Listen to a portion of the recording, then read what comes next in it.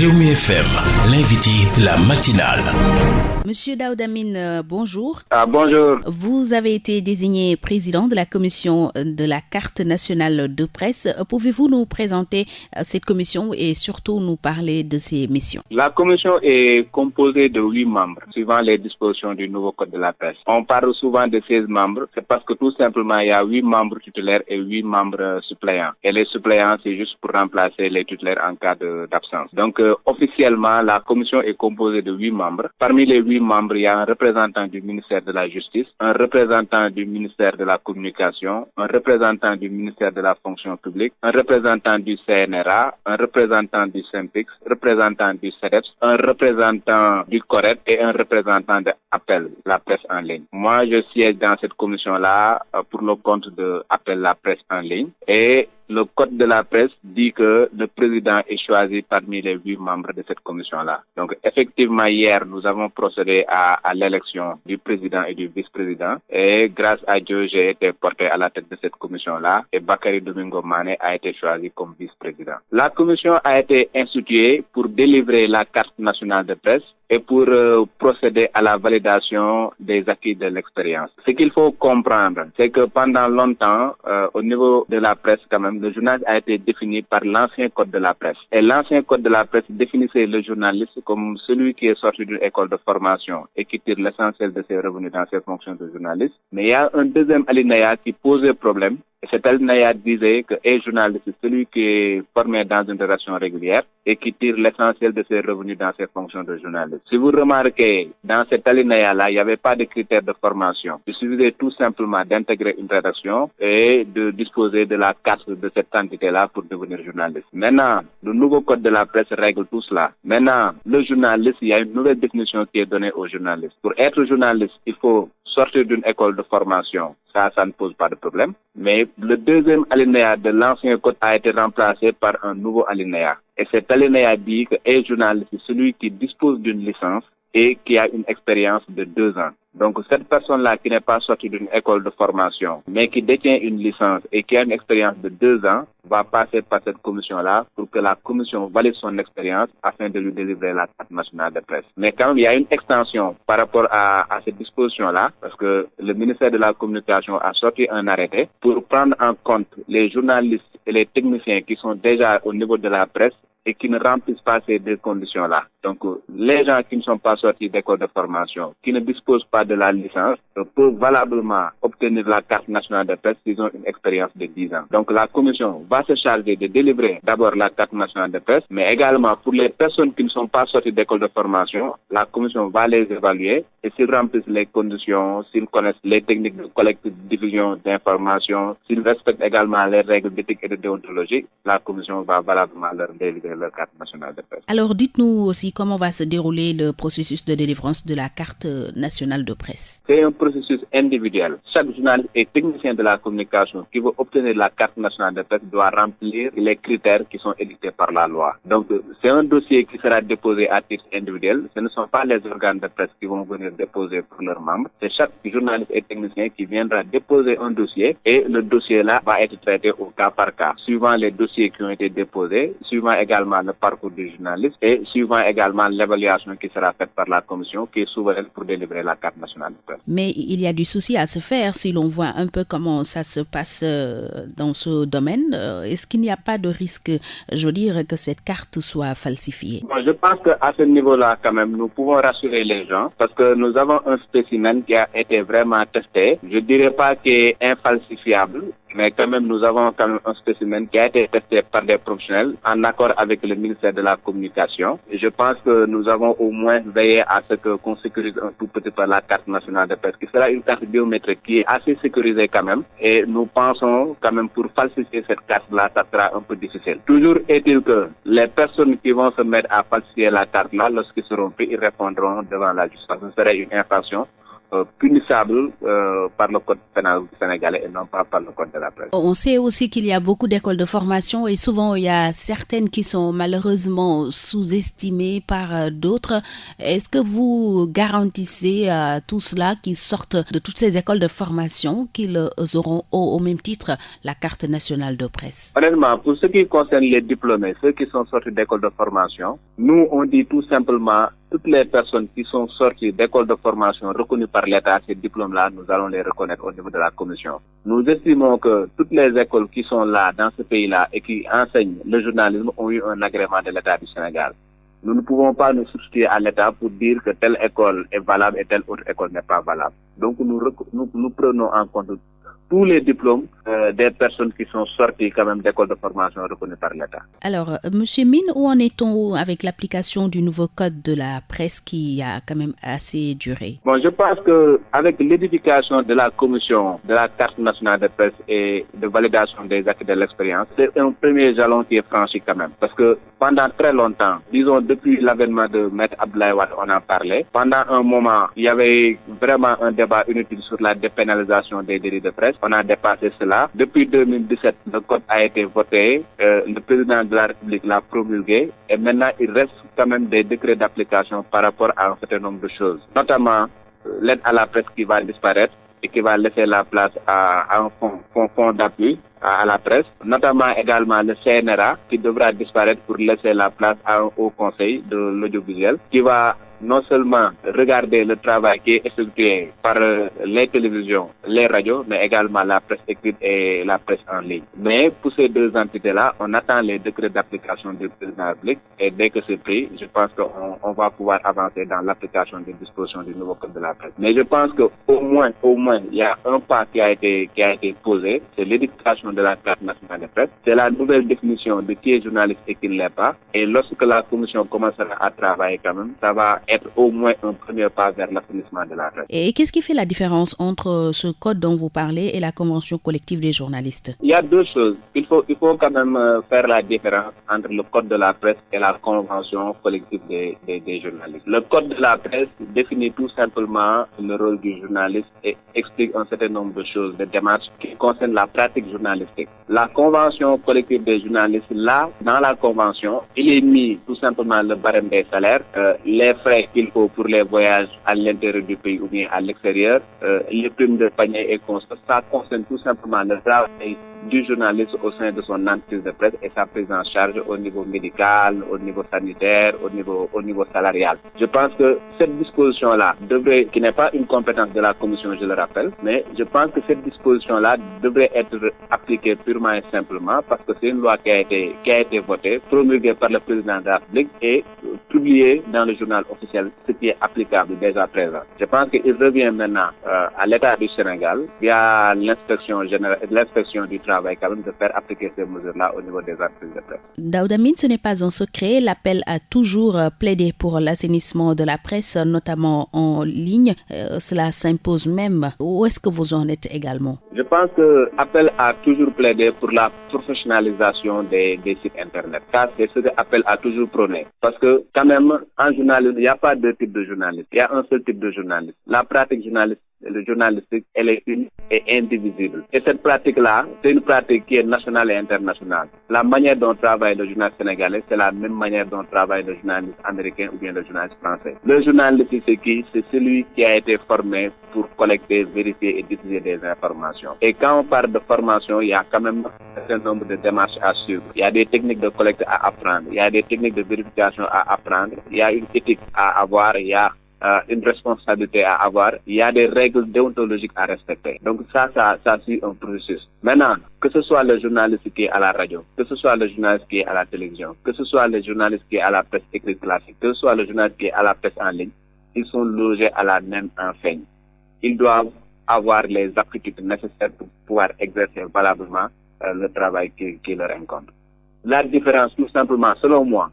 c'est les médiums. C'est la télévision, c'est la radio, c'est la presse écrite, c'est la presse en ligne. Mais la pratique journalistique, elle est la même. Ce qui veut dire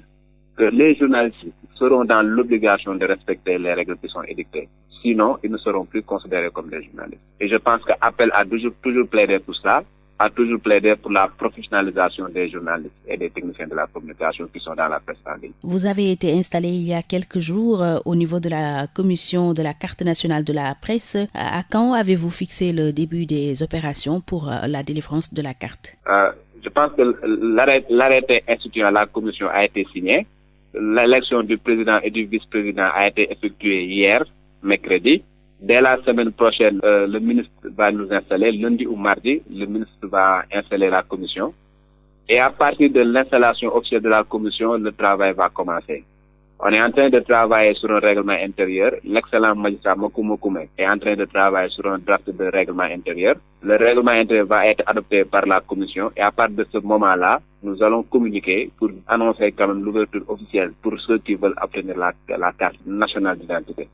Ce qui veut dire, selon nos projections quand même, dès le mois de février, nous devrons valablement commencer à recevoir des dossiers et on va délivrer les cartes nationales de presse au fur et à mesure. Parce que les spécimens existent, il suffit tout simplement de remplir les noms et de commencer à délivrer les cartes nationales de presse. Donc disons que dans le premier trimestre de l'année 2020, nous allons commencer à délivrer ces cartes nationales de presse qui ont une durée, je le rappelle, de 3 ans renouvelable. Daouda Mine, je vous remercie. Je rappelle que vous êtes le tout nouveau président de la commission de la carte nationale de presse. Ça a été un grand plaisir de vous recevoir dans cette matinale de Rewmi FM. Merci beaucoup. Merci et très bonne journée à vous.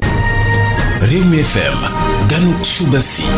Daouda Mine maa ngi lay nuyu. maa ngi leen di fay. yow la ñu teg ci bopp commission bi war a joxe carte nationale de presse ndax mun nga ñu wax commission booba ñi ci nekk ak lanay doon seen liggéey. waaw commission bi juróom-ñetti membre la am. dañ ne dafa am juróom-ñetti membre titulaire am juróom-ñetti membre suppléant yi nag boo gisee ñu def ko mooy titulaire yi bu nga xamante ne dañoo absenté pour une quelconque raison que suppléant yi mën leen remplacer parce que commission bi dafa war a fonctionner toujours ak 8 membres loolu moo tax ñu def ay titulaire ak ay suppléant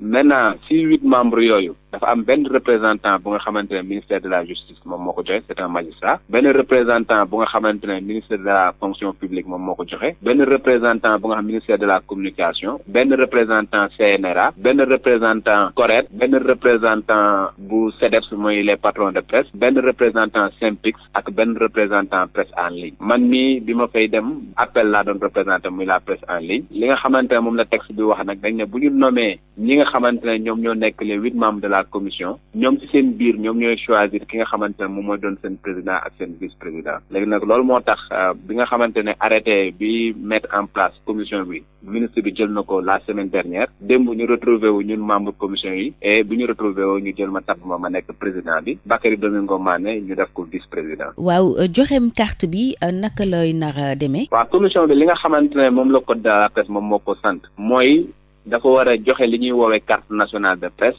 et dafa war a également valider expérience ñu nga xamante ne génnuñu ci école de formation normalement ñaari commission la waroon nekk commission bi nga xamante ne moom moo joxe carte nationale de presse ak commission bi nga xamante ne moom mooy valider expérience ñi nga xamante ne génnuñu ci école de formation mais ñaari commission yëpp lañ boole mu nekk benn commission boobu nag moom lay jiite tey donc boo gisee ñu def loolu parce que tey jii dañuy wax assainissement de la presse parce que tout simplement dafa amoon code bu nga xamante ne moom moo fi nekkoon te code bi fi nekkoon dafa am nu mu définiroon journaliste te définition boobu nag moom moo indi problème yi nga xamante ne dañ koy jànkoonteel ci presse bi article boobu noonu muy code ancien bi dafa waxoon ne journaliste mooy ki nga xamante ne dafa génn ci école de formation di liggéeyu journaliste ñu koy fay weer bu nekk moom moo nekkoon première définition bi définition boobu am ngoon problème dafa amoon deuxième définition mooy deuxième alinéa deuxième paragraphe bi moom moo doon poser problème parce que dafa waxoon tout simplement ki nga xamante ne dañ ko formé ci benn rédaction régulière buñ ko formé ba pare buñ ko joxee carte presse foofu noonu rek dafay mën a nekk journaliste moom tamit tey ñëpp ñi nga xamante ne ñu bëri ñi nekk ci presse bi tey te jaar ci école de formation ci disposition boobu lañ jaare loolu moo taxoon tey ñu gis ni y a beaucoup de gens que mu nekk ay journalistes que mu nekk technicien de la communication ñu nekk ci organe de presse yi nga xamante ne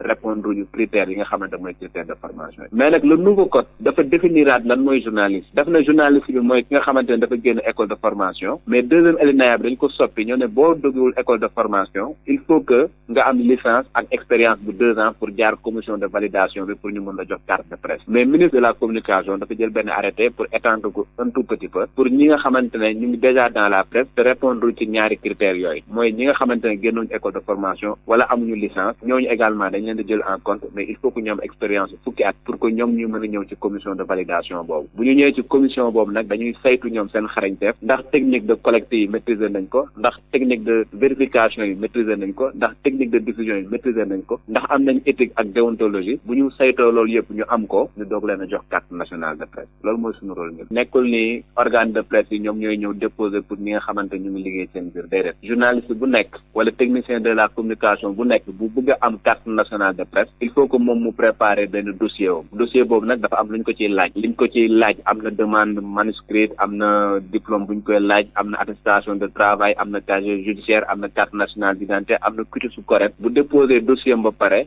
après ñun ñuy saytu individuellement par dossier donc nekkul ni organes yi ñoom ñooy ñëw déposer mais képp ko nga xamante ne journaliste nga yaa ngi ci métier bi wala technicien de la communication yaay déposer de manière individuelle léegi bu ko defee ñun ñu saytu dossier boobu et puis délibérer en toute indépendance. am na ñoo xam ni Daouda Mine dañuy génnee ci école yoo xam ni daanaka ñenn ñi dañuy xaw di leen soofantal ndax mën ngaa dalal xelu ñi nga xam ne ñooy jàngee ci école de formation yi nga xam ne état reconnaître na leen yépp ne bu ñu fa génnee ak diplôme dinañu mën a am seen carte nationale de presse. dañu jàpp ne école de formation yëpp bala ñu exercer am nañu agrément de l'état te li nga xamante ne état moom moo ko joxe comme agrément ñun nous sommes mal placés pour dire que école bi fiable na wala école ba la fiable donc bépp diplôme bu nga xamante ne génn na ci école de formation reconnu par l'état dañ koy accepter ñun voilà parce que nekkul suñu prérogative. waaw Daouda Mine ku nekk xam na ni Sénégal moom falsifié daf fee bari lool ndax carte bi yaakaaru leen ni ñeneen dinañu ko mën a defaral seen bopp. waaw wax dëgg yàlla foofu également gëstu nañ ci lu bu baax a baax parce que xam nañ ni comme ni nga ko waxee technologie avancée na ba nga xamante ne ay falsification mën na am waaye am nañ yaakaar que ni carte bi nga xamante ne ñun dinañ ko joxe carte bu nga xamante ne bu sécurisé la parce que carte nationale biométrique lay doon comme carte nationale d'identité yi nu mu mel comme permis yu bees yi nu mu mel noonu lay mel léegi donc am na au moins technologie bu nga xamante ne dinañ ko ci def ba nga xamante ne yaakaar nañ ni def nañ ci le maximum de sécurité possible ba nga xamante waxuma kenn du ko mun falsifier de waaye pour falsifier ko dina jafe leneen li également carte yi nga xamante dañ koy délivrer képp ku ñu jàpp mu yor carte bu nga xamante ne méngoowul ak carte bu nga xamante ni moom lañ délivrer je pense que di nga répondre devant la loi te bu boobaa code pénal moom mooy appliqué wu ci kaw parce que bu boobaa def nga lu nga xamante ne faux usage de faux la. gannaaw léegi tabb nañu leen ngeen war a jiite commission bi kañ la ñu mun a xaar ndoxteelu liggéey bi ak joxeem carte bi. waaw je pense que dinañ ko sumb rapidement parce que commission bi arrêté bi nga xamante ministre bi jël na ko la semaine dernière ñun démb la ñu retrouvé wu ministre de la communication si lañ tabb président bi muy man ak vice président bi Bakary Domingo Mané. Dès la semaine prochaine altine wala talaata ministre bi dinañu installer officiellement et dès que ñu installé ñu rek dinañ commencer liggéey bi anticiper nañ déjà parce que fi mu toll nii ñu ngi liggéey ci benn règlement intérieur bi nga xamante moom moo ñuy tënk nan la ñu war a liggéeyee benn magistrat bu xarañ Makuma Kume bi nga xamante ne liggéey na lu bëri ci code de la presse moom moo ciy liggéey actuellement ni dès que ñu installé ñu dinañ valider règlement intérieur boobu commencer recevoir dossier de candidature yi et joxe ko au fur et à mesure. am nañu yaakaar ni daal fii ak le mois de mars donc le premier trimestre de l'année 2020 dinañ commencer joxe carte nationale de presse. bëggoon nañu itam xam Daouda Mine ana fu code de la presse bu bees bi toll ci application maanaam ñu doxal ko. waaw man de wax dëgg yàlla code de la presse ñu ngi ci doon wax depuis Abdoulaye Wade bi ñu fi nekkee ñu ngi fi nekkoon naan dañuy am code de la presse bu bees à un moment donné. ay problème amoon nañ ci est-ce que dañuy dépénaliser wala duñ dépénaliser ça veut dire que est-ce que journalistes yi buñ defee lu ñu warul par comme lu mel ni diffamation dañuy dem kaso wala duñ dem kaso loolu moo nekkoon problème mais dépassé woon nañ ko ba en 2017 effectivement code bi voté nañ ko assemblée nationale président de la république promulgué ko et ñu publié ko ci journal officiel donc depuis 2017 code bi mi ngi appliqué wu maintenant dafa am lu nga xamante ne mënoon nañ ko appliquer séance tenante mais am na lu nga xamante ne ay décret d'application lay demandé woon loolu moo taxoon depuis 2017 pratiquement code bi kenn appliqué wu ko mais dañoo jàpp ni commission bii nga xamante ne moom lañ installé loolu soxlawul décret d'application parce que déjà prévu par le code nañ commencé ci loolu en attendant yeneen yi pare donc yeneen yi moom mooy que ni aide à la presse bi nga xamante ne moom lañ xamoon dafay disparaître am na leneen lu nga xam moom moo ko war a remplacer muy le fonds d'appui à la presse bu nga xamante ne décret d'application président moo ko war a jëlagu ko am na beneen bu nga xamante ne ñu ngi xaar décret d'application également moom mooy organe bi nga xam ne moo war a remplacer CNRA muy haute autorité de l'audiovisuel. haute autorité de l'audiovisuel boobu nag dafay am ay compétences yu nga xamante ne moom mooy sut compétence wu CNRA bi fi nekk léegi. parce que CNRA boo ko xoolee ñoom amuñu compétence lu dul ci télévision yi ak ci rajo yi alors que haute autorité bi bu ñëwee non seulement dina am compétence ci rajo yi ak ci télévision yi mais dina mën saytu liggéeyu presse écrite dina mën saytu également liggéeyu presse en ligne dina ci am son mot à dire comme ni mu koy def ak rajo yi télé yi loolu également ñu ngi xaar décret d'application yi mais dañu jàpp ne comme commission bi mettre nañ ko en place moom mooy premier jalon bi liggéey bi commencé na commission bi bala moo dem bay jeexal peut-être processus bi délivrer carte nationale de presse yi yeneen décret d'application yi président dina ko jël ñu mën a continuer liggéey bi. lan moo wutalee code de la presse bi ngay wax ak convention collective. waaw damay def différence entre ñaar yi parce que dafa am code de la presse am convention collective des journalistes. code de la presse bi nag moom li muy définir rek moom mooy règle pratique journalistique donc définir kan mooy journaliste ak kan moo ko nekkul définir li nga xamante ne moom mooy tax journaliste bi mën a continuer def liggéeyam définir lan mooy règle d'éthique ak déontologie définir également ki nga xamante ne bu deful loolu yëpp lan mooy sanction bi nga xamante moom moo war a tegu ci kawam je pense que code bi loolu mooy def mais à côté dafa am lu ñuy woowee convention collective des journalistes bu nga xamante ne la plupart organisation yi nga xamante ñoom ñooy défendre intérêt journaliste yi ñoom ñoo saytu ba ne lii mooy li nga xamante ne moom moo jaaru donc boo xoolee convention collective moom mooy fixer barème salaire journaliste yi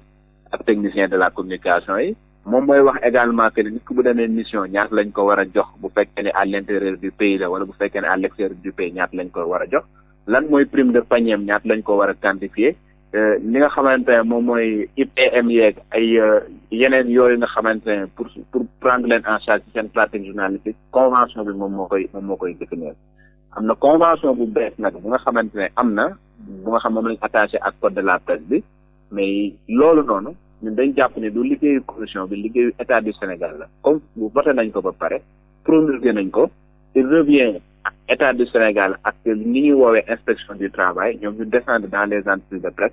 pour veiller à ce que convention boobu ñu appliquer ko parce que dañ jàpp ni quand même loi bu ñu ko voté pour ñu appliquer ko la te lépp lu nga xamante ne ñu ngi koy toog di ko wax ne tey précarité bi nga xamante ne mi ngi am ci organe de presse yi loolu moo ko waral parce que appliqué wuñu texte yi nga xamante ne voté nañ ko ba pare. ku ne itam xam na ni assainir secteur de la presse dafa yitteel